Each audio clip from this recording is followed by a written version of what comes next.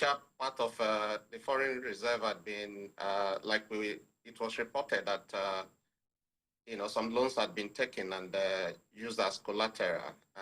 And there was enormous funds that were being deployed into subsidizing both forex at the time and the fuel subsidy as well. So the challenges were quite enormous, that it was quite challenging for the federal government to continually meet its financial obligations at the time. So those were some of the challenges that the administration inherited. And the Tinubu administration has taken the bull by the horn from day one. Even when it was unscripted, he removed the fuel subsidy, which he campaigned on, and other presidential candidates campaigned on that we can no longer continue the financial hemorrhage that was going into the fuel subsidy at the time. And it is set up by also unifying the exchange rate system, which was only benefiting the elites anyway. And the twin policies, even though has caused short-term pain, especially to a lot of Nigerian middle class and the lower class citizens. But we can now start to see the benefits, in the medium and hopefully in the longer term, with a lot of revenues coming into the coffers of the government. And I think the Tinubu administration achieved a master stroke that previous administrations had been unable to achieve for since 1999 on our return to democracy, with the judgment it obtained, on behalf of local governments that created or birthed the local government autonomy, which is what the original writers of the 1999 Constitution wanted it to be. But we know that the local government autonomy had been hijacked significantly until we got this. The Tinubu administration got this judgment from the Supreme Court. So I think, it's taken some very, very substantial decisions that helped restore hope in the system that the future is indeed bright. And I'm not surprised with a lot of Tinubu's critics at the time that are now coming around, and, they've started to see the light of where the administration is heading to. Mm. And still talking about the economic policies, let's also touch on the issue of tax reforms, which is yet to be accepted by all in the region. I'm talking about the North particularly. But what do you think the government needs to do now to get everyone on board to believe in these reforms, if at all it is for the benefit of the economy of Nigeria? Yeah, I think a lot of consultation needs to happen. The tax reform bill also is quite revolutionary. Let's go back a little bit to the petroleum industry bill, the PIB bill at the time. When it was also being proposed, a lot of oppositions also came from the North. The tax reform bill, I've gone through it, and actually it favors not just the North, but the entire tax-paying system, of the various components of Nigeria. So, it also encourages the constituent unit to develop, different ways, of generating revenues, that, so that they can substantially invest in their critical infrastructures and create jobs, for their citizens. It's, I think when I listened to the presentation by the chairman of that tax reform committee, and a certain percentage, I think up to 80% was going to Lagos State based on the current formula. And if the tax reform bill is signed into law, a substantial part of that VAT revenues will be going to the different states based on the fact that the VAT payers are residents or, are residents in other parts of the country, but they have their headquarters in Lagos. But it's being captured as if all the VAT revenues are coming from Lagos. So this is a bit of an anomaly, which the tax reform bill aims to address, amongst other substantial revolutionary changes, which is embedded in the tax reform bill. Well, away from that now, still talking about the economy, Because we don't understand, the president also said that Nigeria has secured about $30 billion foreign indirect investments, which will be redeemed in the next 5 to 8 years. Talk to us on how do you think this will impact the lives of the average Nigerian? Because some would say all this is just figures. We want to see action.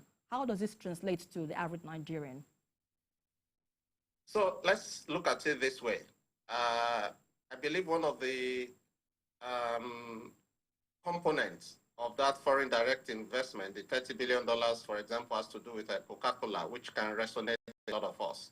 So Coca-Cola company has been operating in Nigeria for many years, pre-independence. So one of the deals that the president was able to secure is that Coca-Cola Nigeria would invest about $1 billion in the economy over the next 5 years. And what that means is that, a lot of that investment will go into job creation. A lot of that investment will go into improving the capacity, of Coca-Cola Nigeria Limited.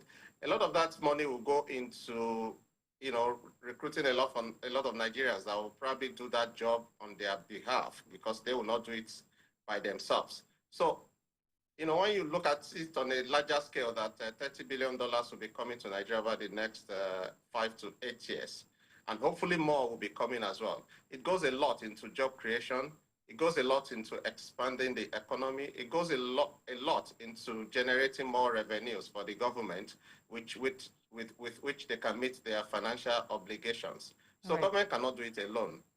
We need to bring in a lot of the private sectors on board to critically expand and develop the untapped areas of Nigeria's economy. So that's what it basically means. All right, let's quickly have this last question with you now. What's your take on the MOUs with countries like France for critical minerals, especially amid concerns that they may not be of benefit to Nigeria? What are your thoughts on this finally? I think, so say, for example, one of those minerals I personally have interest in is lithium.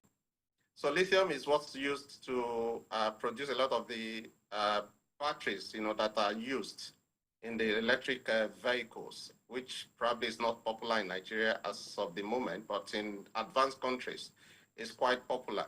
There are a lot of other minerals anyway, just apart from lithium, but just to use that as an example.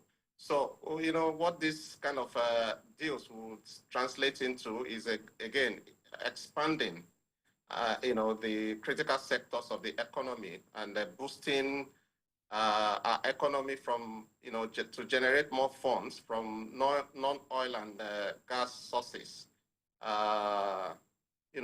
We've depended so much on oil and gas over the last couple of years, and now it's time to kind of diversify. That's what we mean by economic diversification, because we can generate substantial amount of money from other non-oil and gas related sources. So the future is bright, basically. All right. And that's where we have to leave it for now. Thank you so much, Dr. Abiola Oshodi, former Deputy Chairman of the APC, all the way from Canada. We appreciate your insights on the news at 7 this Thanks evening. so much for having me. Well, now, policymakers, development experts, and community stakeholders have convened in Kano to address the challenges facing the North and chart a pathway for progress. At a summit, the Northern leaders unveiled an ambitious 2040 development goals aimed at transforming the region's socio-economic landscape. Senior reporter Ibrahim Issa reports. It was a landmark gathering as policymakers, development experts, and stakeholders meet in Kano State with a shared vision for northern Nigeria's future. The discussions focus on 3 critical objectives: analyzing the region's current challenges and opportunities, proposing innovative solutions to catalyze transformational change, and outlining strategic steps to achieve Northern Nigeria Development Goals (NNDGs) 2045. These goals were crafted following a thorough analysis of pressing challenges in the region, including gaps in education, widespread poverty, and persistent security concerns. Whether we like it or not, the future of this country is more of regional than national. With the setting up of the Ministry for Regional Development, it's high time for every region to go back and refocus and look at their potential for growth, look at their challenges, and develop a framework and strategies for implementation, and that is why we come up with the Northern Nigerian Development Goals 2045 to set a direction for implementation of actionable strategy where we want to see Northern Nigeria in 2045. Governor Abba Yusuf of Kano State, represented by his special advisor on state affairs, Usman Bala, underscored the urgency of addressing these critical issues to secure the North's future. The gathering here today is about trying to unveil and set standard or framework for the development of Northern Nigeria as a regional body.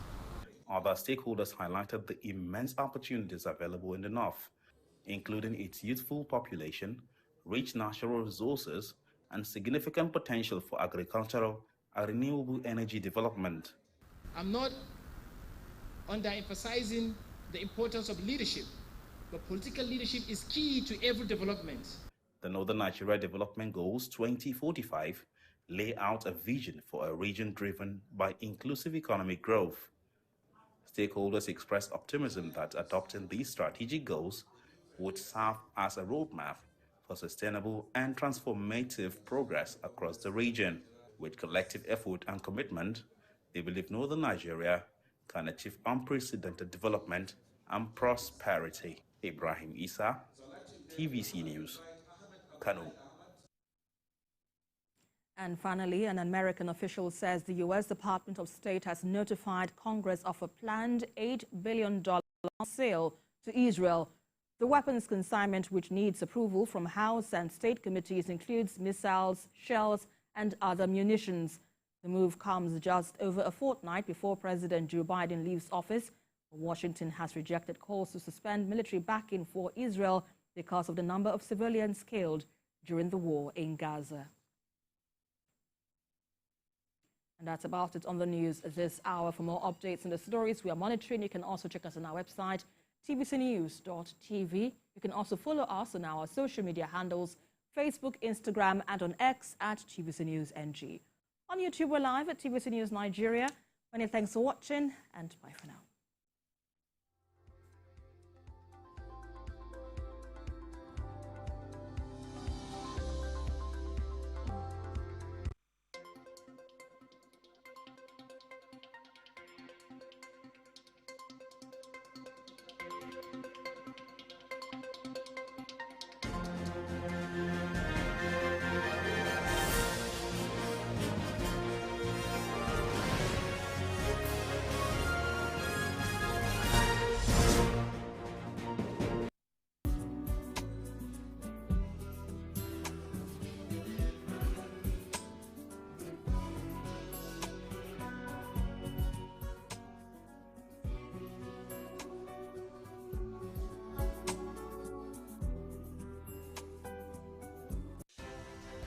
At TVC News, wherever the big news story is happening. At TVC News, wherever the big news story is happening, we're geared up to break it. TVC News, first with breaking news.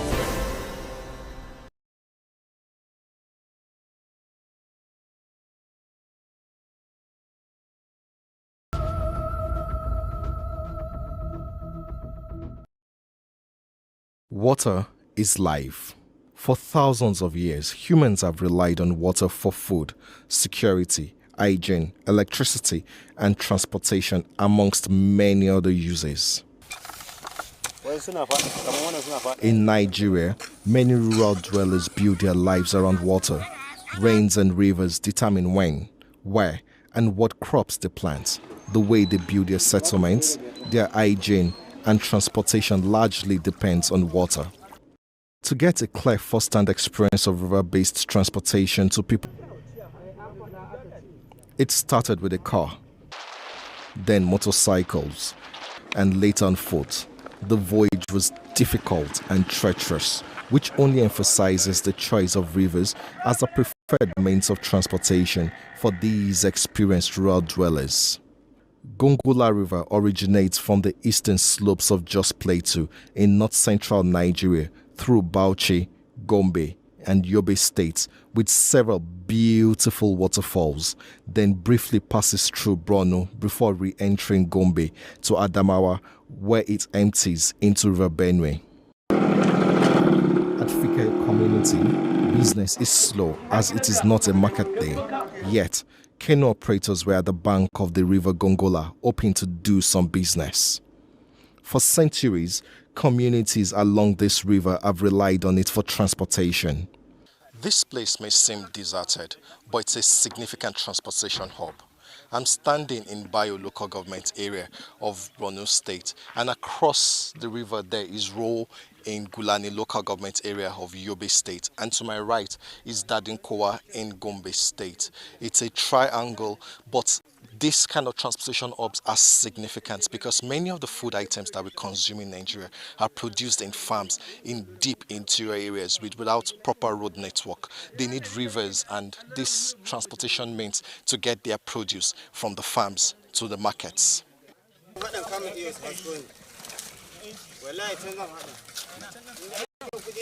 Lawali Usman does not have a formal Western education, but he is well schooled in the way of water. He shares a glimpse of life at the edge of a river. I've been doing this work for about 30 years now. This work is what gives me what to eat and drink. We see things on the job. Sometimes we come out to work and there's nothing to do. The wind and other things hinder us from doing work. It could really be difficult.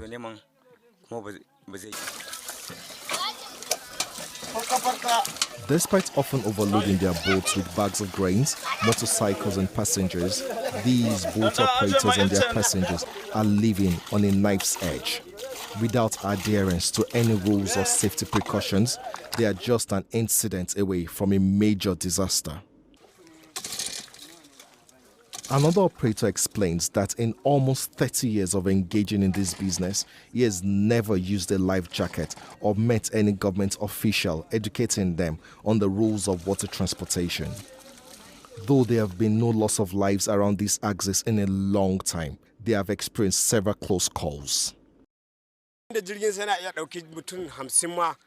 your vessel can take up to 50 people and it is windy, we would advise you to reduce the number to 30 people. We here at the river bank, this is where we get water to manage our homes. I have been working at this river bank for about 15 years and I am over 40 years old now. We are looking for intervention from the government because of how the work by the water is. Safety here is no good, so we are urging the government to intervene and give us life jackets. I went in search of the famous boat builder referred to as Serikin Rua, meaning king of water. He does not have a boat under construction at the moment, blaming it on the high cost of timber, yet he explains the business of boat building and the dangers of cutting corners. The small one is 150. Okay. The big one is about, according to one you want. Okay. Even there is 3,000, 300,000 or 250, 280 based on. Anything that you do, if you work it very well, you will save. The National Inland Waterways Authority is responsible for approximately 10,000 kilometers of navigable waterways. It is also responsible for regulations and enforcing standards. The agency is meant to work with river basin authorities to promote commerce and ensure safety. Passengers and operators say they are not aware of their existence nor felt the agency's impact. Hundreds of lives are lost in boat mishaps each year. Only a few are documented. We try to enlighten the water users and including the boat operators to always obey the rules of activities on the water. One of such is usage of life jacket, sand bucket, paddles, life buoys, and many more. Traveling not at night. No life jacket, no travel again. If you don't have the safety jacket, you are not expected to travel. And also we have our marshals, which have been recently inaugurated. So always monitor the activities of the boat operators at the loading bays. So they are always there to ensure that these rules are adhered to. Back to the makeshift port to take a boat ride from Bayo local government area of Borno State to Gulani in Yobe State. Our bright orange life jackets looked strange to other passengers and boat operators. I insisted they try it on. Only one brave passenger and a middle-aged boat operator agreed. Others would not trust what they know nothing about.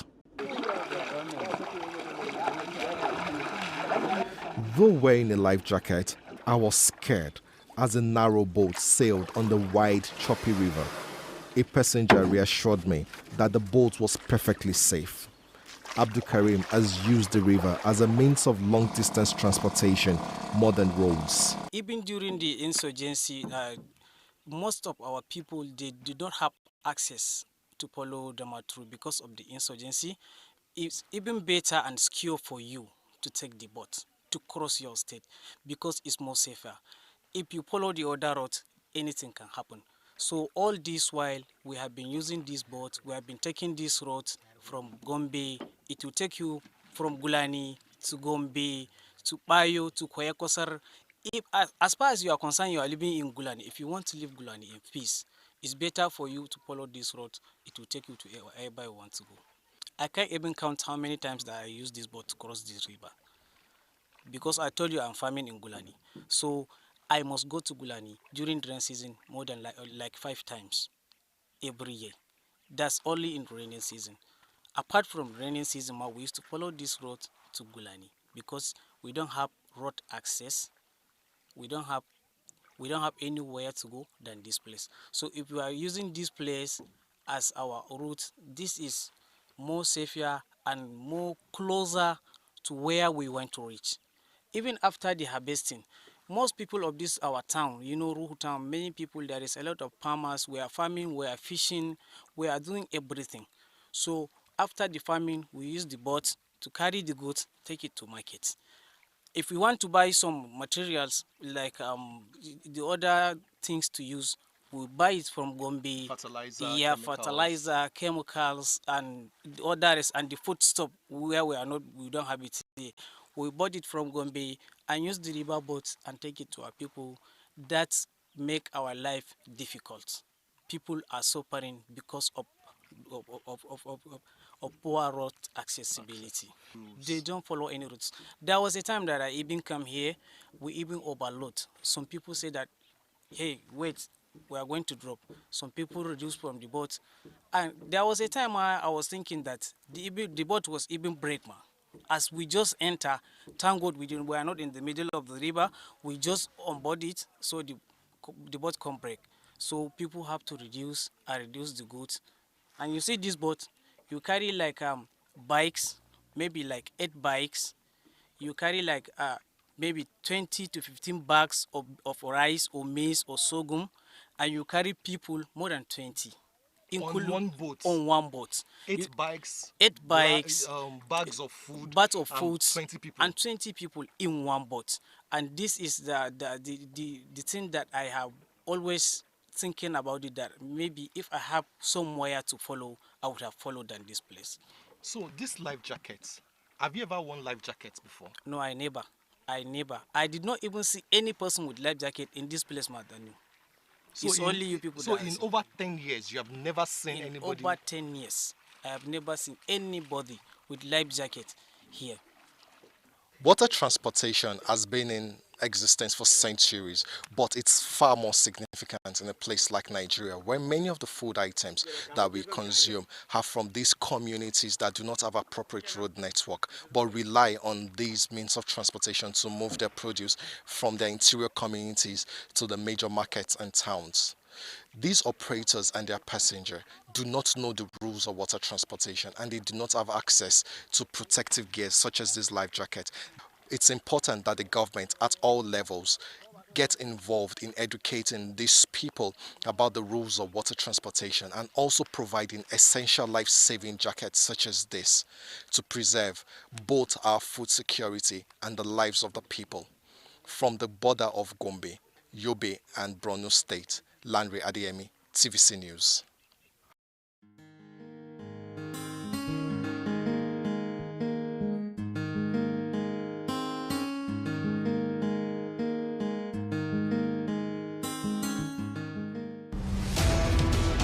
Moses Abiodun and 53 years old Kazim Adeshina were among this population of non-convicted inmates. They say a series of arrests across Lagos by the now defunct Special Armed Robbery Squad of the Nigeria Police Force in June 2008 brought them together on a 16-year-old journey spanning from the SAS detention facility to being remanded at the medium security correctional facility, Kirikiri. When the officers now came, the officers now interrogate us. That's what happened. I said, I don't know anything. This is how they come to arrest me in my house. They were asking me about Femi. Who is Femi? So the officers now gave them order that they must not kill us. So that these people you arrested, is either they release us or they took us to court. They took us to this court, court 18 at Ikeja on the 23rd of March 2009. So the magistrates now asked us that we should not plead guilty, that we should wait for DPP advice at court 18 Ikeja. So when we get to Kirikiri medium prison, no, it was at the even at the court dock there. I know that me and these people were casemates. Me, Kazim, Sikiru Taiwo, and Lukman Jimo. They took the four of us to court together. We were standing at the door. They said we should wait for DPP advice. So when we get to Kirikiri, it's hello. Time of Gajini. It was during Gaji's tenure as OC SARS. Their teams usually carried out several raids daily and would bring in many people they arrested to the cell. When they arrested me, I didn't see the IPO for up to a month. We were arrested in June 2008 to 2024 when God used these lawyers to help us. We were freed on May 1st this year. I have not found work to do since I left jail. The lawyers who helped in their release say the police refused to heed the advice of the Director of Public Prosecutions at the State Ministry of Justice for their case files to be moved to Ogun State, where the matter originated from, and that was why they were abandoned in custody. The Nation of the Police kept the young men to stay 15 extra years in custody without trial, without charge, just upon the remand of a magistrate. The victim of a system should not be pushed into the streets. He's going back, nursing that injury on him, especially when he left custody without any proof of conviction. 2 years, 3 years, 10 years in some cases, and today, for example, we are seeing 16 years from the day of arrest. Away, Tila spent 5 years awaiting trial at Kirikiri until a magistrate court struck out the case in November 2023. But he didn't leave the facility until more than a year later because of, quote, administrative errors. He too says the conditions under which he was detained were harrowing. They give me, say, attempt to kidnap. SARS then fight themselves, let us leave this man go. Some say, no, as you not see money give us, we take him to court. So later they come give me, say, attempt to kidnap, and then take me to court, from court to prison. When we enter the prison yard hot like fire. There's no space to sleep. We sleep like sardine one side. So when we sleep like sardine one side, if you get up, you want to turn yourself, they will get security inside the cell. You carry cane, beat us, and we be 172 inmates for one cell. They will give us omo to bath. Give me 1 bucket of water. Will be 3 men take and bath, enter, and in the evening time, they will bring 1 cup of gari to each person. That gari is very worse. It's no good at all. That is why now my eye now see very well. And when we did the prison yard, there's no food. I try to kill lizard. I roast it, eat. I kill rat then kill throw it far side. I roast it with the fire. I chop man. So now, since that time, I have a neon for my ear like this, so I can open it. People can see it. I no shame. During the interview, Owei's former mates pass by. As soon as they spot him, a moving exchange follows. So we manage before then God send 1 lawyer come release us for last year. Last year. So my people, Allah will bless you people. These advocates say there is need to urgently address this menace in the criminal justice system. The congestion of our centers is a practical thing. You don't decongest what you don't know, the details of what you don't know. There are people, they are human beings. If we say, like Ikoyi that has a capacity for 800 people, you are having 3,500. They are all human beings. Can we get them? Can we take the audits one by one? What's your name? What's his warrant? When did he come in? What is his case? Which court? By the time you do for 3,500 people, you can now say, yes, we are working. The system ought to have a way to compensate these ones. Like we said earlier, these ones that have lost 16 years of their life, they are neither here nor there in the society today. Now they have come out. Moses has nothing he's doing today. He has no source to feed himself. He's back with his aged father.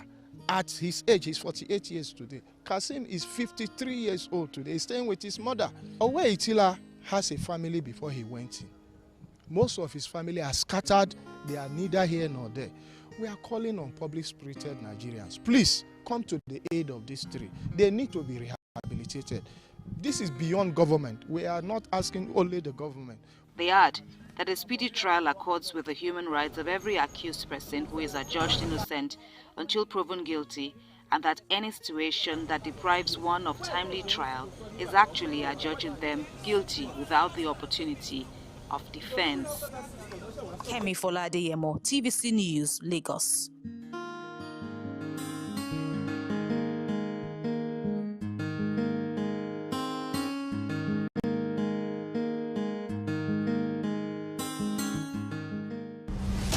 Across the road, but many drivers ignore the rules, putting lives at risk. Do people know what this mark stands for? No, I don't know anything about it. I don't really understand about that. The little I know about zebra crossing is a sign that governments keep for pedestrians, like people that are using leg to cross, and because of that, as vehicle approaching that area is supposed to, and that is should be, you mild your brake so that your motor will go gradually, so that if you can stop, if people or anything that is under this thing there, you can stop for the person to cross, and after crossing you can move. Yes, it's to open the way for crossing, and when you are crossing, an oncoming vehicle should have the discipline to stop, because people who are crossing there, they are free to cross. Zebra crossing, as the name implies, is a designated area on the road marked with white stripe for pedestrians to cross the road. And at this point, it is where the vehicles or drivers give way to pedestrians to cross. And because drivers will give way to pedestrians to cross, it does not mean that pedestrians will just cross without being cautious. If you are about to cross or you're already on the zebra crossing, there's need for you to do traffic drill so that you can be seen. And you should also be cautious to know the dangers. And for drivers, when you are approaching this place, there's need for you to reduce your speed. The zebra crossing was first introduced in the United Kingdom in 1951 as a response to the growing number of pedestrian fatalities on British roads. The idea was conceived by a British engineer, Lasse Ho Belisha, who was inspired by the stripes on a zebra. The first zebra crossing was implemented at the intersection of Secret Slot Street, Belgrave Road, and Buckingham Palace Road in London. Zebra crossing has been around for decades, providing a safe passage for pedestrians, but it seems we have forgotten its importance. This zebra crossing that is here, many a times the drivers don't respect this line. They will see people standing to cross. They will keep on driving and keep people standing there for us to tell them to slow down for us to cross the road. And many a times they come to this place to park their vehicles and stop passengers right at the zebra crossing, which is very, very wrong. And people that are trying to cross, and this may cause accidents for students and people that are trying to cross because the drivers don't respect this zebra crossing. Along the highways and many other intersections visited, zebra crossings are often disregarded by drivers. This negligence can have devastating consequences. Like in FRSC and our own traffic law, we have what we call a marking violation. And this marking violation, it attracts 5,000 naira as a fine. And in National Road Traffic Regulation, section 156, subsection 1B, if you go there, it is stated that drivers should give a stop and allow a pedestrian to cross. And all this, you have fines attached to it. Apart from fine, if you either pay the fine or you go to jail for at least 9 months. World Health Organization estimates over 1.3 million people die every year as a result of traffic accidents worldwide. And more than half of all road traffic deaths are among vulnerable road users, including pedestrians, cyclists, and motorcyclists. The Road Safety Corps said a total of 5,081 people were killed in various road traffic crashes across the country in 2023. Some pedestrians suggest traffic lights should be positioned at a short distance from zebra crossing to reduce the risk of accident and deter drivers from disregarding pedestrians crossing. There are other instances where you have a situation where this zebra crossing is just close to the traffic light. If the traffic light now opens for on, for example, it's say green. The green light is an alley light. And then the zebra crossing is just by that alley light. And people are crossing on the zebra crossing where it has been allocated for people to pass without hitches. And then vehicles are coming on. What do you expect will happen? What will happen at that time is that the oncoming vehicles, if they stop, they may hit them from behind. So the zebra crossing is also supposed to be a bit far off from the traffic light. My advice for our driver is that when they see somebody stop at the zebra crossing, you have to follow that driver and stop. See in case. We have those using the zebra crossing. And when you are at zebra crossing, when you are about to cross or you're already on the zebra crossing, you should also be cautious. It is not as if you have the right of way and you cross without being cautious. That is for the pedestrian. So there's need for them to watch out before they step on or they cross the zebra crossing.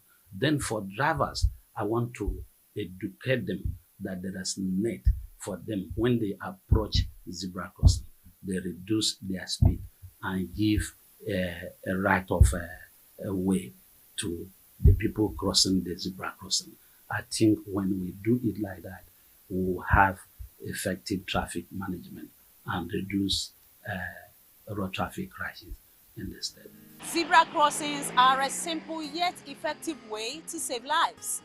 Let's work together to make our roads safer, one crossing at a time.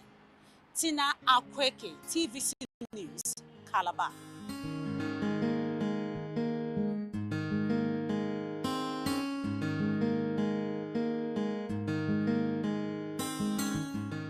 Regarding the state of the economy. What I will never take is threat. Let's now bring you more development from Ibadan, the Oyo State capital, where an explosion has taken place. Tell us about this incident. TVC News, first with breaking news. At TVC News, wherever the big news story is happening, we're geared up to break it. TVC News, first with breaking news.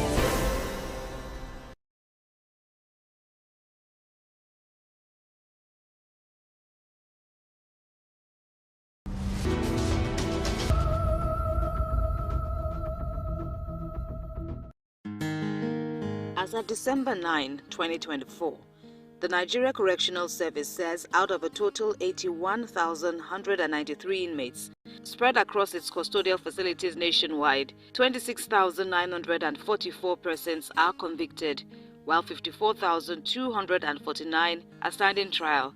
This majority include inmates who are on trial before the magistrate or high court and those who haven't even had a day in court. This yawning disparity amounting to almost 70% has been the narrative at the overcrowded facilities were finally freed. 48 years old Moses Abiodun and 53 years old Kazim Adeshina were among this population of non-convicted inmates. They say a series of arrests across Lagos by the now defunct Special Armed Robbery Squad of the Nigeria Police Force in June 2008 brought them together on a 16-year-old journey spanning from the SAS detention facility to being remanded at the medium security correctional facility, Kirikiri. When the officers now came, the officers now interrogate us. That's what happened. I said, I don't know anything. This is how they come to arrest me in my house. They were asking me about Femi. Who is Femi? So the officers now gave them order that they must not kill us, so that these people you arrested, is either they release us or they took us to court. They took us to this court, court 18 at Ikeja on the 23rd of March 2009. So the magistrates now asked us that we should not plead guilty, that we should wait for DPP advice at court 18 Ikeja. So when we get to Kirikiri medium prison, no, it was at the even at the court dock there. I know that me and these people were casemates. Me, Kazim, Sikiru Taiwo, and Lukman Jimo. They took the four of us to court together. We were standing at the door. They said we should wait for DPP advice. So when we get to Kirikiri, it's hello. Time of Gajini. It was during Gaji's tenure as OC SARS. Their teams usually carried out several raids daily and would bring in many people they arrested to the cell. When they arrested me, I didn't see the IPO for up to a month. We were arrested in June 2008 to 2024 when God used these lawyers to help us.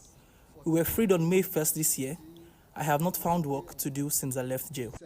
The lawyers who helped in their release say the police refused to heed the advice of the Director of Public Prosecutions at the State Ministry of Justice for their case files to be moved to Ogun State, where the matter originated from, and that was why they were abandoned in custody. Back, nursing that injury on him, especially when he left custody without any proof of conviction.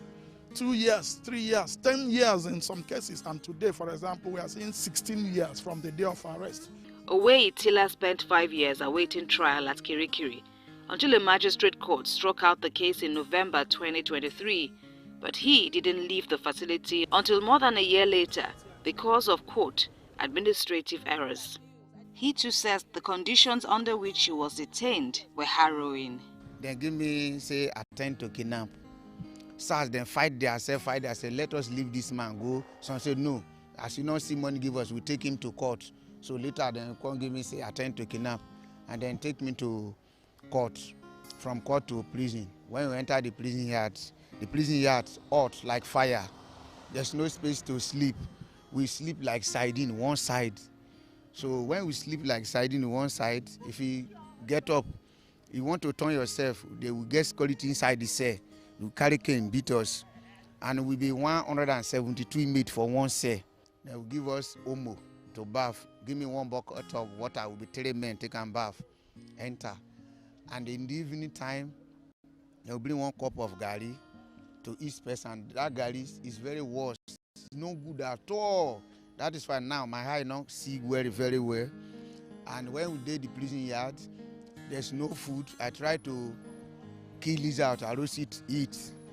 I kill rat then kill throw it far side, I roast it with the fire. I chop them. So now, since that time, I have a neon for my ear like this.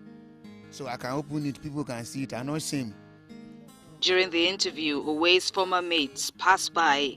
As soon as they spot him, a moving exchange follows. And so we manage before then God send one lawyer come release us for last year.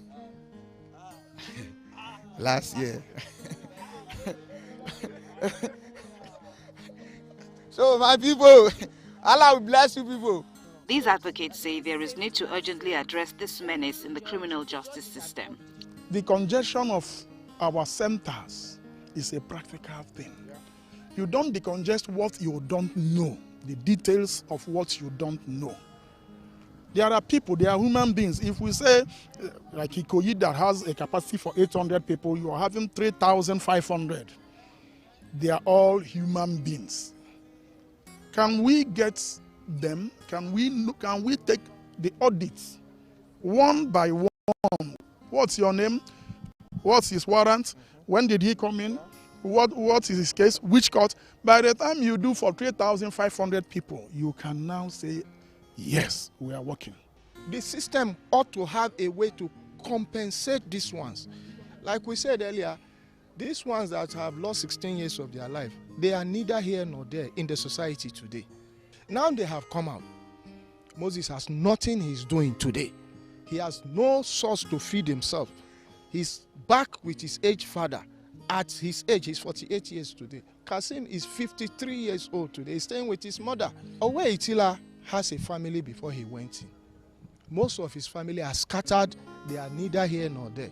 We are calling on public-spirited Nigerians. Please come to the aid of these three. They need to be rehabilitated. This is beyond government. We are not asking only the government. They add that a speedy trial accords with the human rights of every accused person who is adjudged innocent until proven guilty, and that any situation that deprives one of timely trial is actually adjudging them guilty without the opportunity of defense. Kemi Foladeyemo, TVC News, Lagos.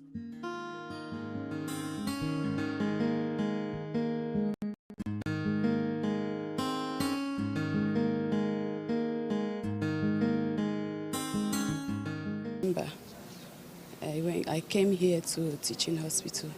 So I was admitted at gynae ward. They tried to manage the situation for like a week. On the 11th of September, the babies decided to come out. So it was a preterm extremely low birth weight. Twin 1 was 0.8, then the twin 2 was 0.7. So I gave birth and they were taken to SBU upstairs. They were able to manage them from 0.7. The child now is 1.84 today. At the time we visited the hospital, we learned that Mr. Samfield had gone out in search of money to settle the hospital bills. The family is yet to settle their bills, although they have been discharged for more than 3 months now. So the bill is 334,000. So I've spent about 209,000 for oxygen, yes. So this one that is alive, I buy a naan, 12,500 every week. So the cost is very high. It's very high for me as a private teacher. Yes, my husband equally is a private teacher. So I need a help. The cost of healthcare in Nigeria is becoming increasingly unaffordable for many families. The situation is even more dire for those living below $1 per day.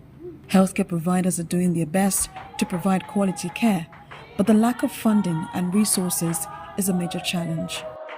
Time comes when you have to go out and get the antibiotics needed for this baby, and the parents don't have the money. It would really be nice if we can actually have station oxygen at all time.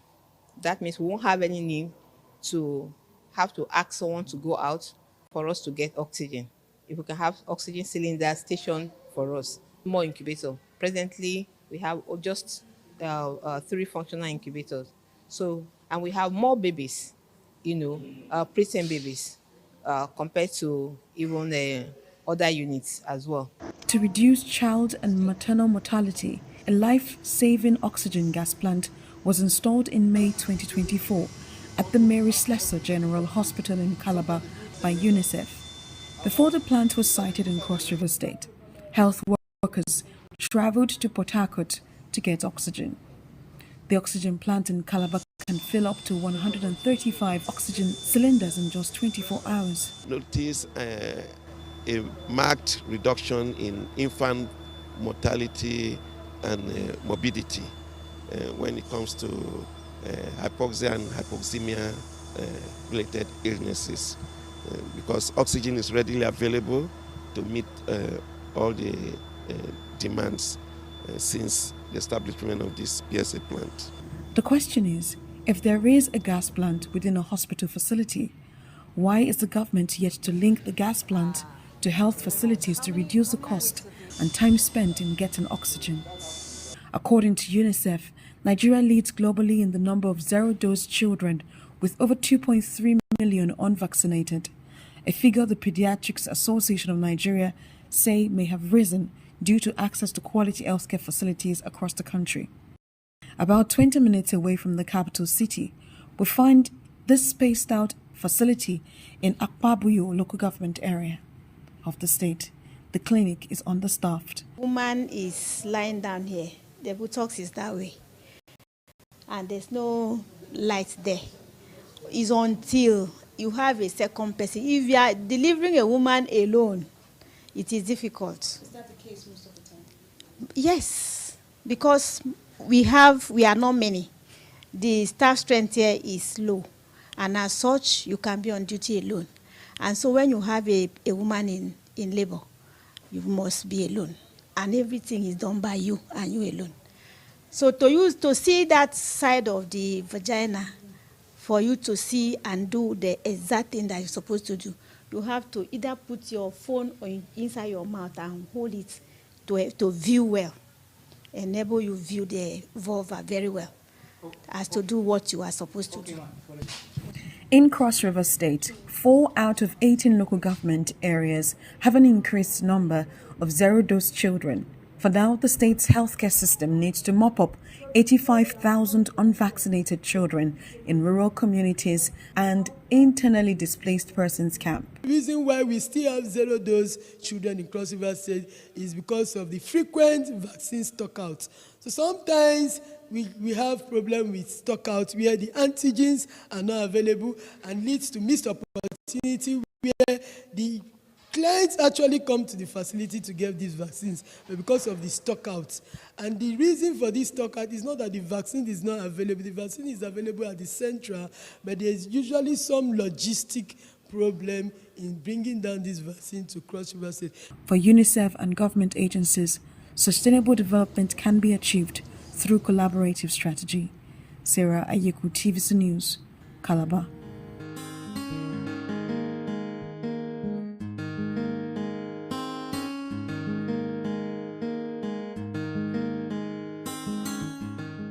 In long queues at petrol stations, often without any certainty of getting fuel. However, with alternatives like CNG, there may finally be some relief. CNG is natural gas compressed to less than 1% of its volume at standard atmospheric pressure. It is considered a cleaner alternative to gasoline or diesel, producing fewer harmful emissions. According to Central UP Gas Limited, an Indian company, CNG significantly reduces the emission of harmful gas like carbon dioxide and carbon monoxide, which are major contributors to climate change. In comparison to petrol-powered vehicles, CNG vehicles produce 5 to 10% lower carbon emissions. This is one significant reason why nations, including Nigeria, are eager to accelerate the adoption of CNG. While most African countries are still in the early stages of adopting CNG, nations such as Iran, Argentina, China and Brazil lead the world in the number of CNG-powered vehicles. And today, momentum is steadily building for the use of CNG. At this gas station, vehicles are lining up to refuel with CNG. The gas is stored in high compressed cylinder, specially designed to handle its compressed form. These cylinders are typically installed in the car boots and can be refilled either through the bonnet, which directs the gas to the cylinder, or directly into the cylinder itself. The size of the cylinder varies depending on the size and model of the vehicles. Abdul Wahab Ibrahim converted his vehicle to run on CNG 6 months ago. He tells us about his experience, explaining how the system works. This is where the indicator that shows your gas gauge is. It has the R, this for reserve, that R is for reserve, then G is for gas.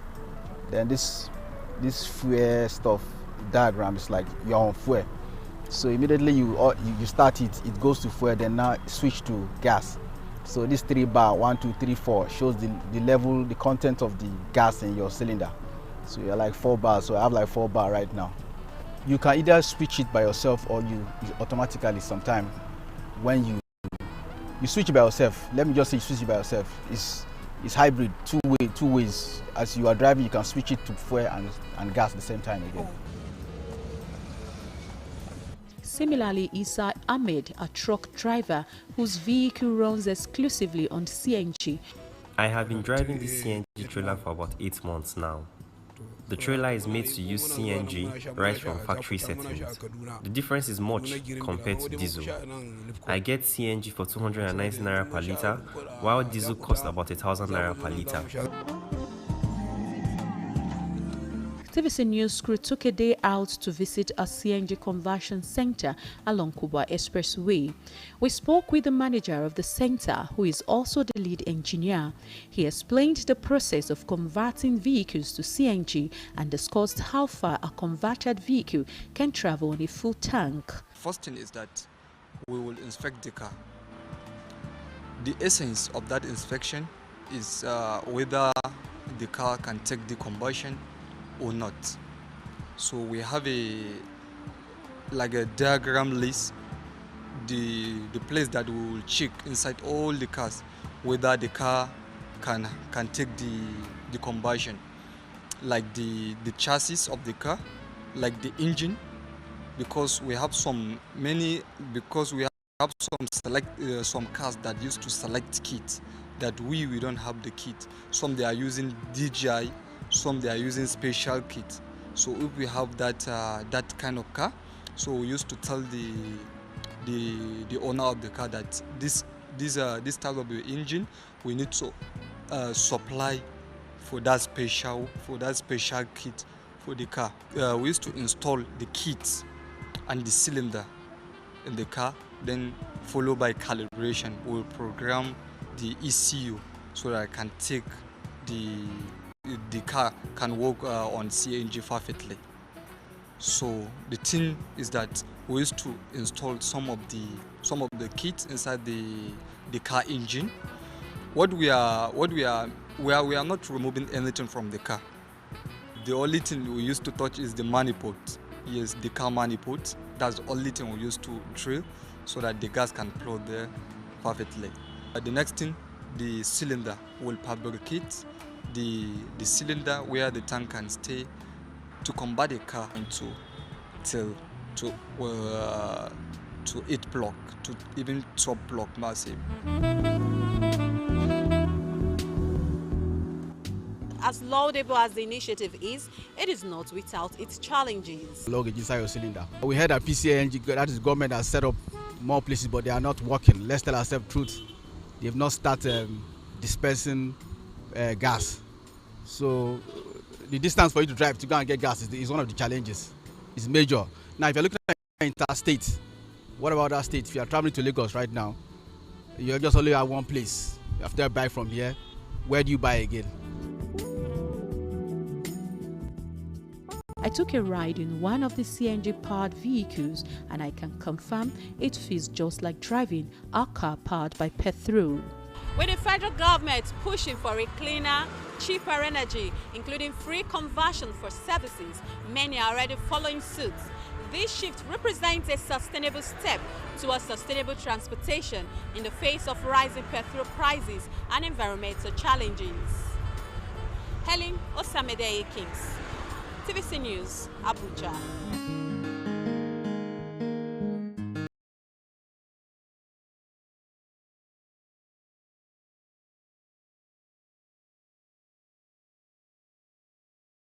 I am Tolokwe Lamidi. Welcome to the show.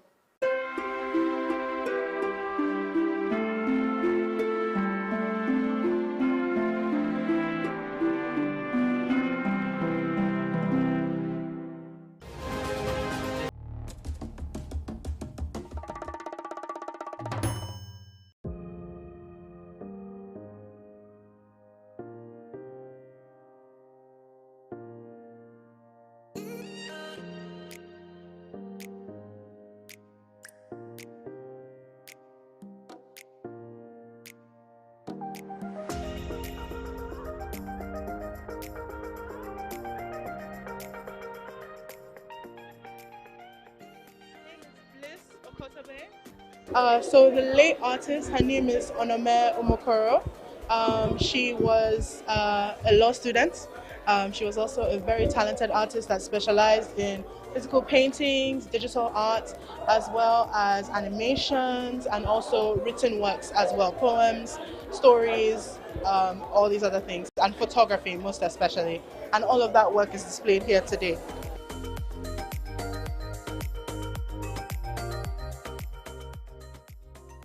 My name is Shamila Lautunla. I met her last year actually in December when I first started law school. It was actually my first time in Nigeria in 3 years. And it took me a week or so to find her, but she made herself very prominent.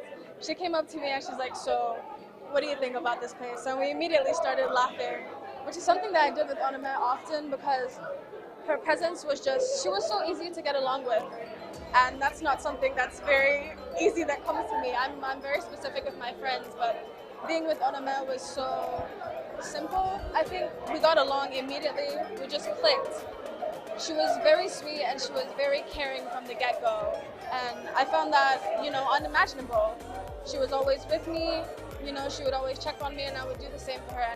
Coming into Onome's life allowed me to be a bit more creative with myself. I started writing more because she would read my stories and she would tell me how she felt, give me actual criticism, which I really appreciated, and I started painting because of her again. I never thought I was any good, but she genuinely, found the good sides of my arts, and I don't know, I loved her a lot.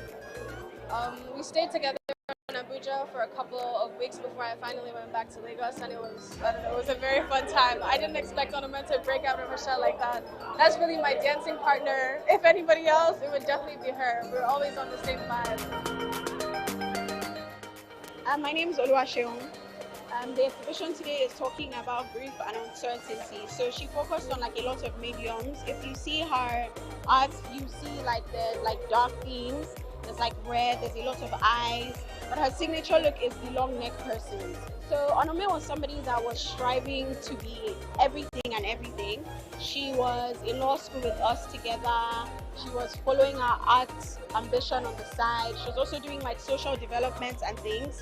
So she's a bit of everything, and she didn't let anything stop her. No matter how things were, she was just always pushing forward and making sure she was going to get there. So that's one thing about her. She's a go-getter and a go-setter.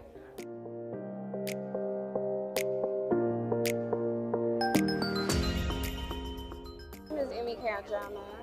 So today's exhibition is Onome's exhibition, a light called Obaro, and it's centered on grief.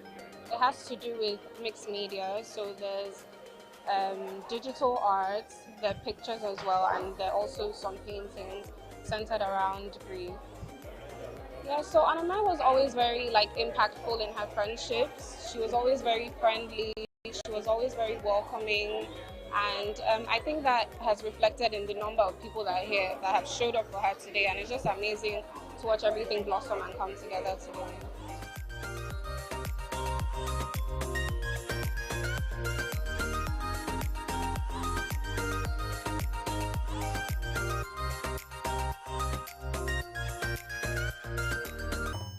Reflection 4, an exhibition of drawings, paintings, fabrics, and prints by Shani Jawando reflects a journey of self-recovery, gazing into a mirror and translating the depths of one's soul into art.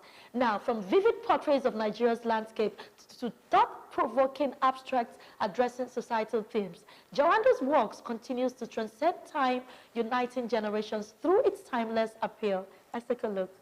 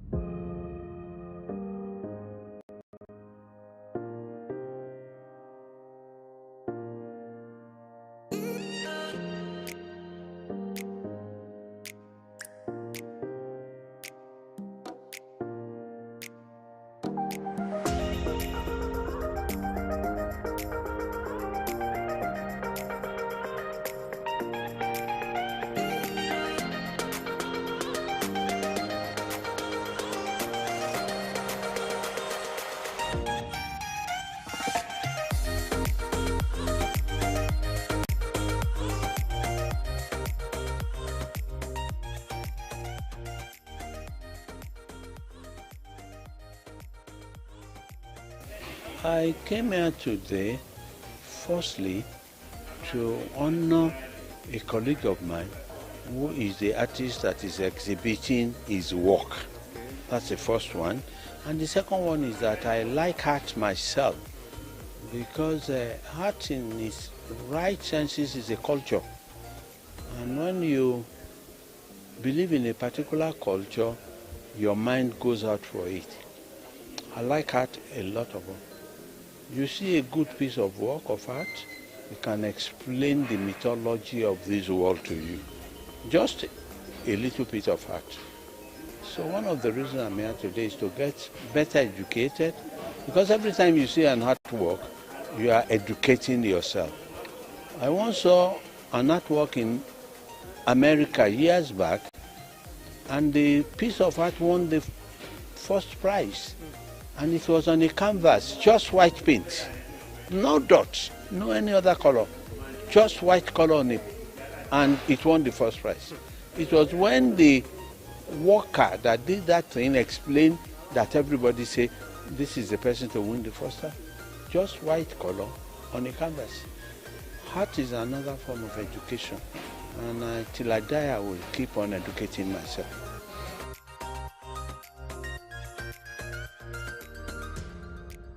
My name is Funola Keshenro. I'm Miss Agoro, and I enjoy what he has done so far. There are a lot of vibrant colors. You can see vibrant colors, beautiful colors. You can see it exudes a lot of our culture, you know, the heritage, Lagos State heritage. So many beautiful things. Our culture, of our existence, the core of our existence. You can see it all around.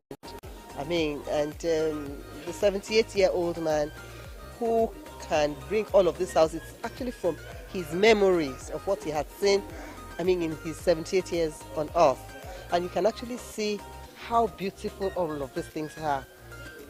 They are actually works of art that will stand the test of time.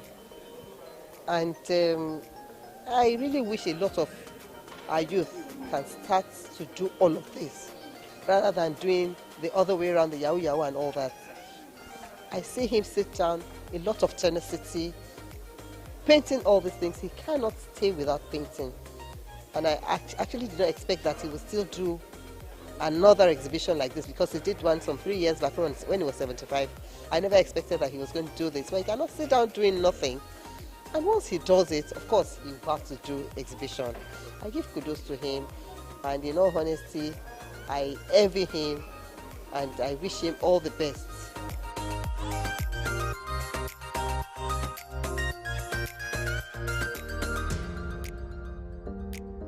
It was a kaleidoscope of colors, glitz, and the convergence of art lovers and collectors as renowned visual artist Olaseni Jawandu MFR fondly called Seni Jawandu, recently brought together friends, relatives and old schoolmates for the unveiling of his solo exhibition tagged Reflection 4. In this remarkable journey of reflections presented in visual expressions, Seni in his artistic trajectory displayed 74 pieces of artworks. The exhibition celebrated Jawando's mastery across diverse media, from Adire textiles and cowrie art to mixed media oil paintings and intricate drawings of both past and present works. It's extremely very impressive. It shows attention to detail. It shows patience. It teaches us to be patient. Artists are patient. There are some artworks here that has taken 30 years for him to complete. You know, that takes a lot of patience, a lot of dedication. There are some 40 years. There was one I acquired from him. It's about that long. And there are some here you see 1980, 1970s that have recently been completed. So it's attention to detail, patience, perseverance and dedication is what it's teaching me here. And they are all lovely and wonderful pieces. It tells a lot of stories and it's beautiful. It's almost as if it's digitally printed, but it's not. It's oil on canvas, but the detail is amazing. So this has caught my attention, and a few others, 2 or 3 of them. There's the woman over there on the bike. That one too is very, very detailed and very good. It tells a lot of stories. The woman going from the farm to the house with the children on her back. Yeah, so there's quite a few that has caught my attention.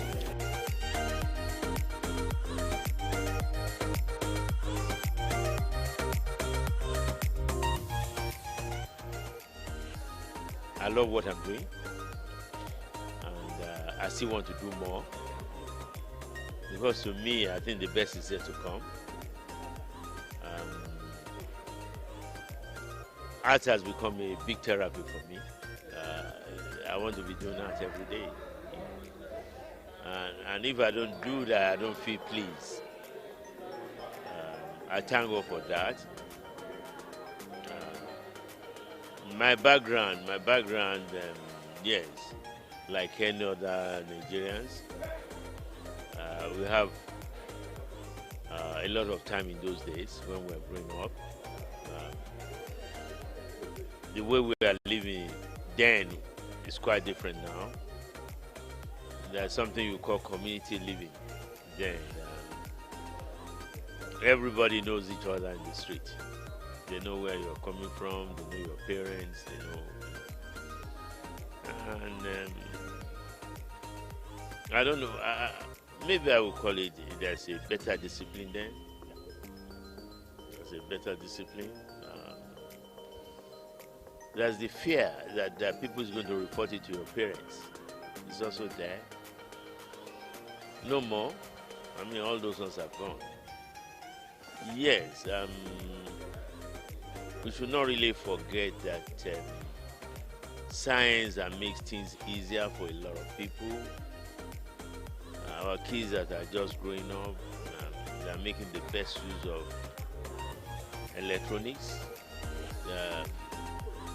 In those days, I mean, it's either you are writing a letter that takes so long, but now in the corner of your bedroom, I mean, you can talk to anybody, anywhere in the world, and that make it easier, and that make it a good opportunity and chance for people to grow. But having said that, I mean, this technology does not really have a boundary. The boundary is so flexible, and then he has gone beyond. He has really gone beyond.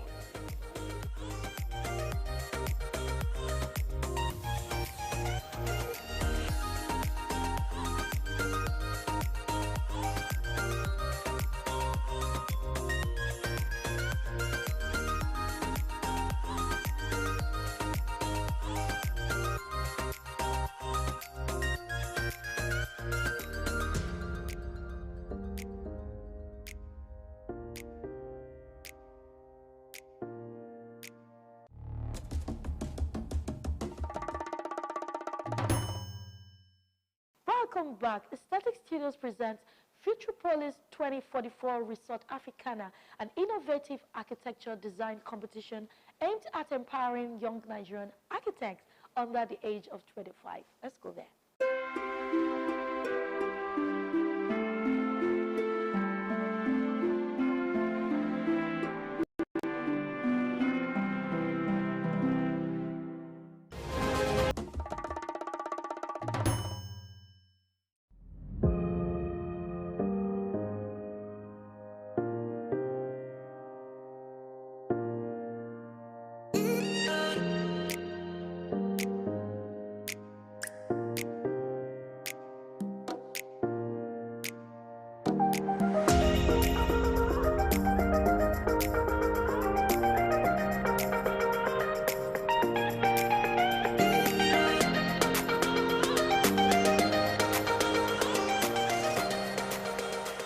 We have a three-phase goal. One is provide value to the young architecture student and the architect to be. So one, these architects to be are exposed to the industry, and then they get mentorship, they get job opportunities, they get contracts, mini contracts they can do as young architects. So it's little, probably being on design teams and little things that they can do with their capacity. The construction industry on its own can also come into this space and then provide mentorship and help and assistance to these young demographic who are working here or who are presenting the design. Also, the third value would be the ability for this design competition for the government to be able to take this initiative and say, okay, a design has been created, how can we bring this thing to life? At the end of the day, it's value that is going to be passed across. So that's the third way in which the value is being distributed across board. So we have the architecture students to be, or architects to be, we have the industry professionals, and we have the government. So it's value.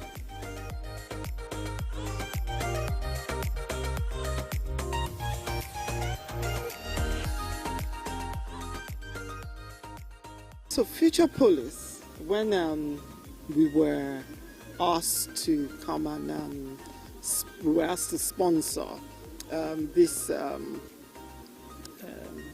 competition,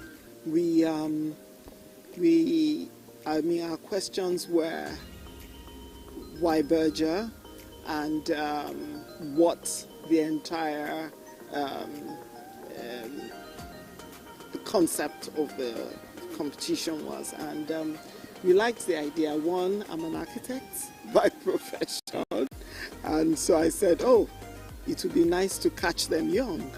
The good thing about the competition is that we get a lot of young people who are into, they go abroad, their designs are very cosmopolitan, and we see, now with this, they're meant to use local materials. So local materials, bringing local materials into the new age, was one of the things that caught our eye.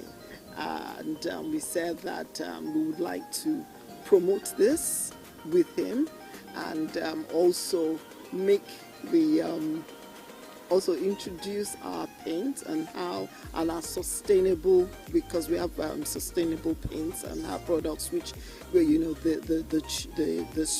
young adults can incorporate into their future designs. This year's challenge centers around designing a modern mini resort that celebrates African art, culture, and heritage while integrating advanced versions of local materials. It's a chance for our brightest talents to showcase creativity and sustainability, while also igniting conversations around tourism and investment in Nigeria, with participants representing the 6 geopolitical zones. Resort Africana aims to merge cultural authenticity with modern architectural brilliance. The whole theme of this competition, Future Pro 2044, is to design for the future, while also including, cultural elements. What we're meant to do is focus on a geopolitical zone, and then again, focus more again. They're different, so I'm a competitor, and they're different other competitors from different schools, and it's just so exciting and interesting to see how much, and see how much different ideas are. We're giving the same brief, and everybody interpreted it differently. As architecture is indigenous to Abuja. So what we really do, right, is not only design a beautiful result. We like to say that we created an experience. We made it. We had a cost. We had a cost budget, and what we did was we made it important that you're able to search. You're able to go through it, right? We have a museum, we have a spa and wellness, we have a restaurant and lounge, a swimming pool, we have 2 different accommodation types. We just made it a place where you would want to come, and even from our entrance gates, we made it such a place you would want to come and stay and tell other people about it.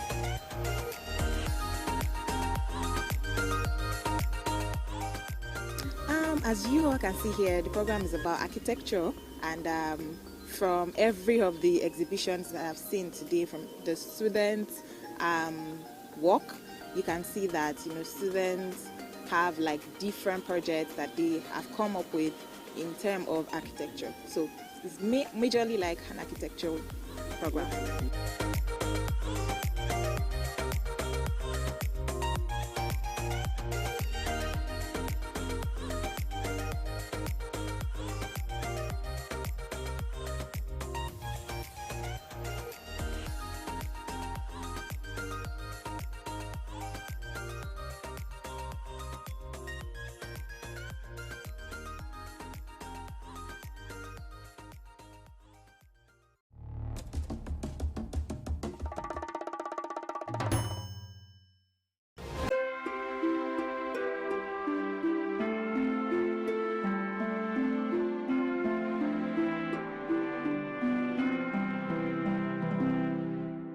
I hope you've been able to learn a thing or two. Now, join us same time next week for more.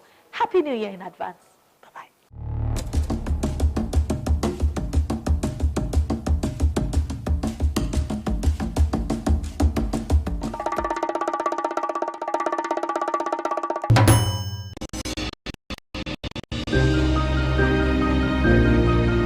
Sometimes it's the story that calls. At other times, the people just want to be heard. School, I need students, but I need teacher. Can't continue like this. Their voices re-echoing through time itself. We haven't done anything. If the tide is high, everybody run for safety. Their tears leave a sweet, sour taste for all their demands. A familiar call beckoning for change. In our world, no one expects a disaster to happen. But when it does, we'll be there to x-ray all sides, from the east to the west, north and south. Committee Forum will examine the oddities and challenges to economic development, as well as issues yearning for government intervention. Watch fresh episodes of Committee Forum on Sundays by 9:30 p.m. only on TVC News. Information is power, information is security, information is knowledge. On Labor Lens, we believe that working people around the world have real questions of their own. They want to know how the world of work operates, what it means to the employer of labor, how policies affect workers in the workplace. On Labor Lens, I ensure we engage effectively the organized labor, organized private sector and governments to get out of them information workers are in need of. I am Sharon Ijason, asking questions that make you get sense of the workplace.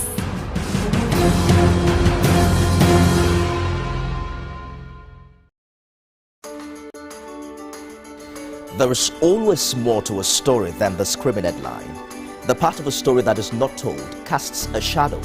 It's like the part of an object that is not reached by light. On TVC News, I'm able to explore the many angles there are to a story, talking to stakeholders, asking the difficult questions and digging for facts. I believe the viewers are able to make a better decision if they're well informed and understand not just a part, but the complete story. TVC News, first with breaking news.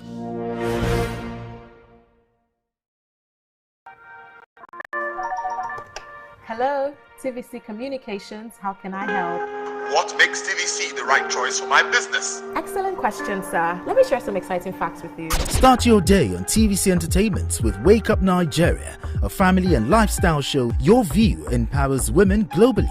It's your view, let it count. Entertainment Splash delivers the hottest celebrity trends. On TVC News, we keep you informed with breaking news and in-depth analysis of events shaping the world. I will continue to speak the truth. TVC News at 7 and TVC News at 10 p.m. delivers the most important stories of the day. Max FM, your hit music radio station, captivates listeners daily across Lagos and Abuja, making every commute more enjoyable. Adaba 88.9 FM is not left out, as it is the voice of Southwest. And on TVC Digital, we reach 2 million viewers daily.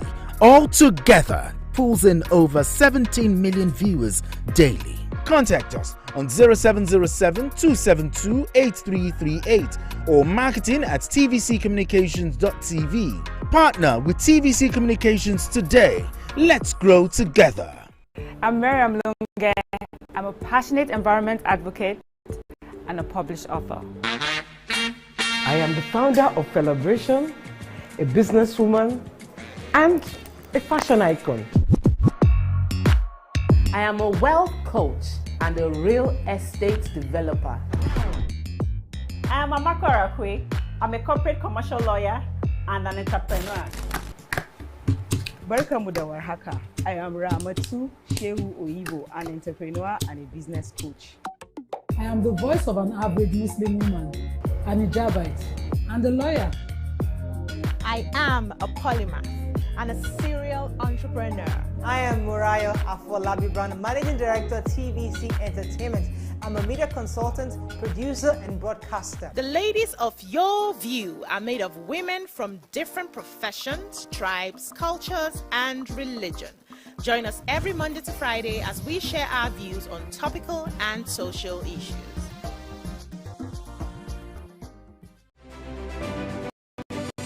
At TVC News, wherever the big news story is happening, we're geared up to break it. TVC News, first with breaking news.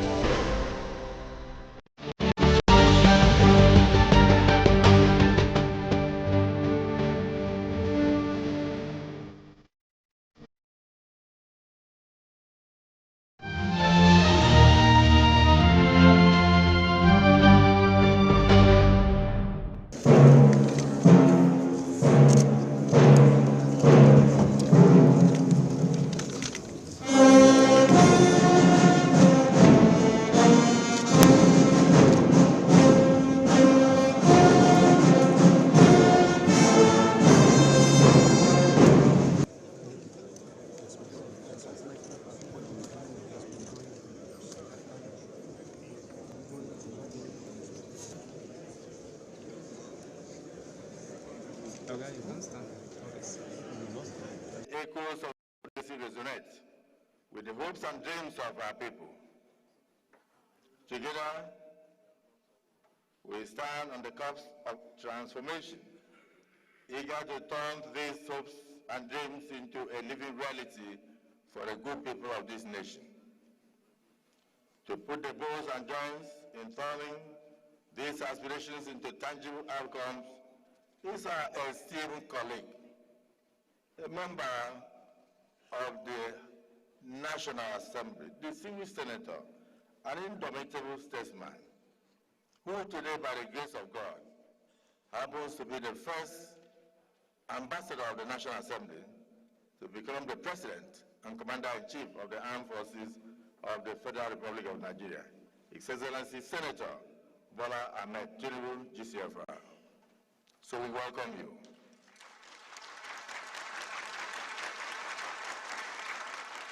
Under your administration, we have witnessed remarkable strides in economic reforms, aimed at enhancing our nation's stability and growth.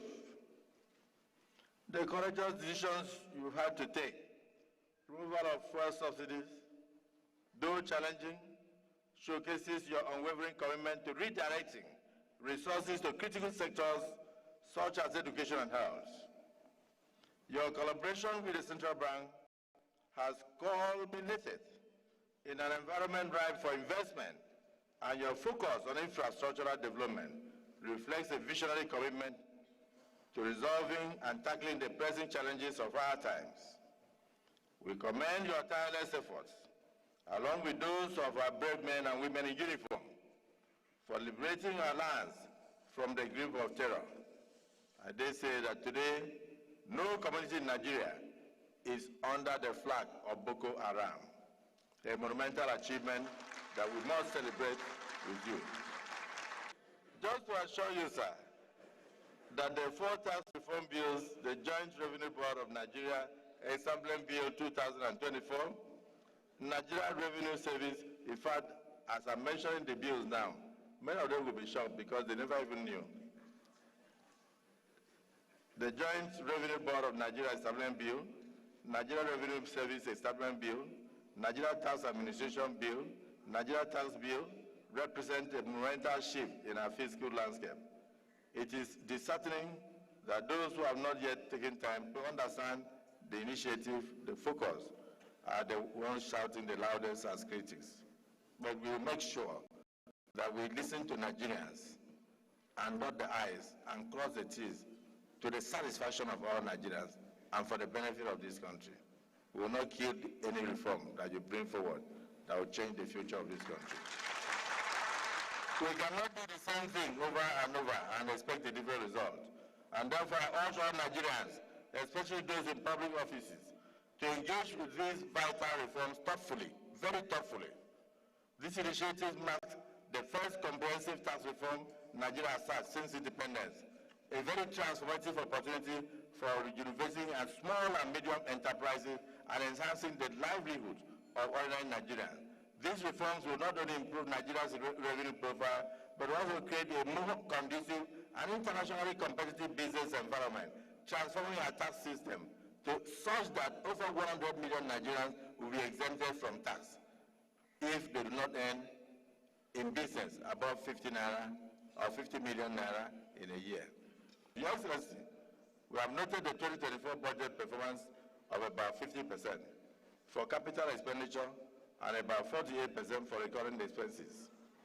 Given these great achievements, we have deemed it necessary to extend the lifespan of the 2024 budget to June 30th, 2025. Finally, sir, we commend your steadfast commitment to our collective and collaborative cooperation with the National Assembly to achieving your grand vision for Nigeria. Let me take this opportunity to stress the importance of the need for the honored ministers and heads of extra ministerial departments to respond promptly to requests from National Assembly whenever they are invited, particularly this period, to come and defend their sectoral allocations in the exercise of our legislative oversight. They should not see invitations as nuisance. They should know that any invitation is constitutional, and we also have constitutional powers to take further action where they refuse to appear. The road of reform is now clearly upon us, and as the president of this blessed nation, I know this less traveled road has not been easy, that there have been difficulties and sacrifices. They will not be in vain, I assure you.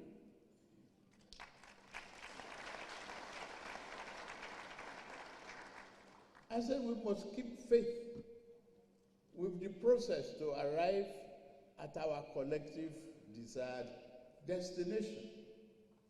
We must build on progress we have made in the past 18 months in restructuring our economy and ensuring it is strong enough to withstand the headwind of any future shocks of the global downturn.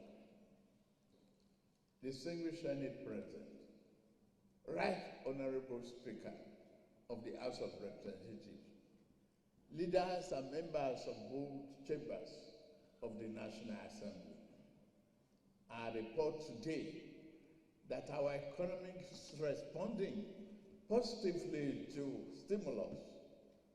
Our objective is to further stimulate the economy through implementation of targeted fiscal stimulus, packages through public expenditure and specific non-inflationary spending. The reform we have instituted are beginning to yield results, no reversals. Nigerians will soon experience a better and more functional economy.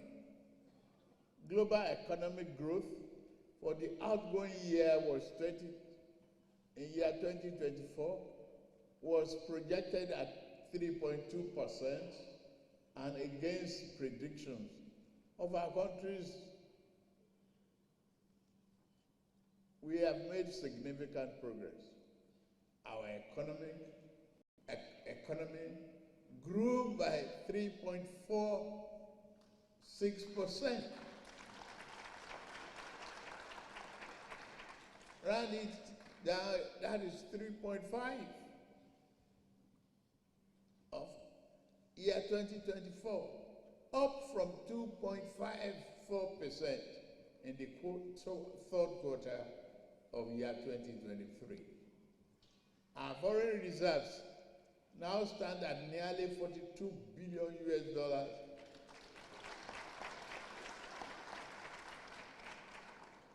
from negative inheritance. We are providing a robust buffer against external shocks. Our rising exports are reflected in our current trade surplus, which now stands at 5.8 trillion naira. National Bureau of Statistics, the impact of deliberate policy choices we've made from the outset. For the year 2024 budget performance, I'm happy to inform this August National Assembly that our administration attained remarkable milestone in implementing the 2024 budget. In 2024, we achieved 14.55 trillion naira in revenue, meeting 75% of our target as of the third quarter.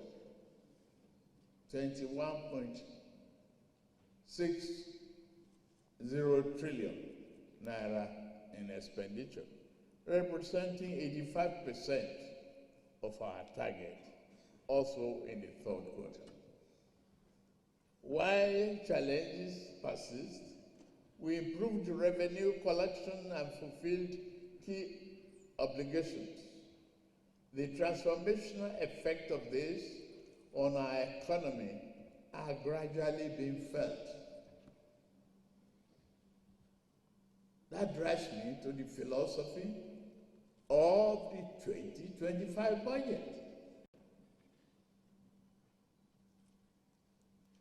The 2025 budget seeks to restore macroeconomic stability, enhance the business environment, foster inclusive growth, employment, and poverty reduction, promote equitable income distribution, and human capital development. This our budget allocation reflects the administration strategy, the strategic priorities especially, and the implementation of the Renew Hope agenda and its developmental objectives. The 2025 budget overview. The numbers for our 2025 budget proposal tell a bold and exciting story of the direction we are taking to retool and revamp the socio-economic fabric of our society. In year 2025, we are targeting 34.8 trillion naira in revenue to fund the budget.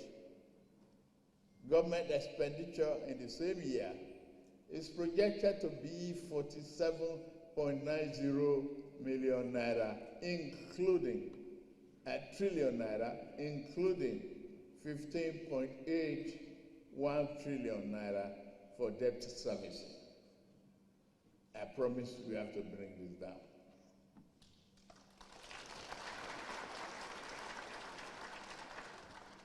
A total of 13.0 trillion naira, or 3.89% of GDP, will make up the budget deficit. That is achievement. This is an ambitious but necessary budget to secure our future.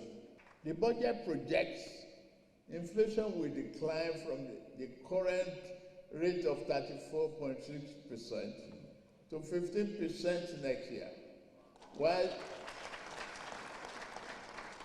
the exchange rate will improve from approximately 1,700 naira per dollar to 1,500 naira, and a big enhanced security, reducing reliance on food imports, increasing foreign exchange inflows through foreign portfolio investments, higher crude oil output, and export coupled with a substantial reduction in upstream oil and gas production costs. Key priority areas: rebuilding Nigeria.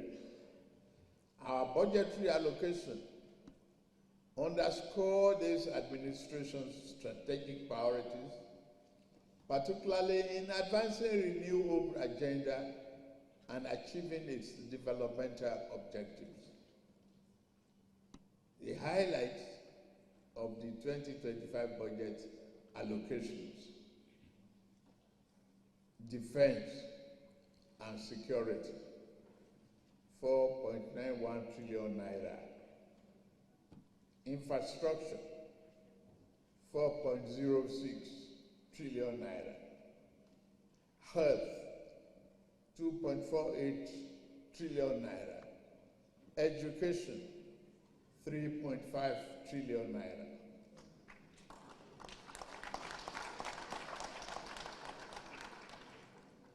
As we embark on implementing the 2025 budget, our steps are deliberate, our decisions resolute, and our priorities are clear.